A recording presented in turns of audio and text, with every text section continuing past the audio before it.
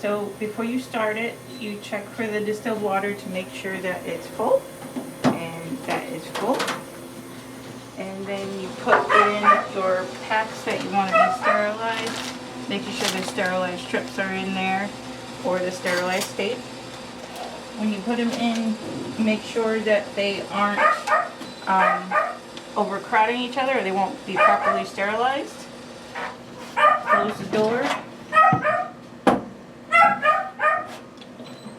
Make sure this goes until it clicks. And it says the door closed, where the light is over here. And now it says door closed. And then you would hit the sterilized and start.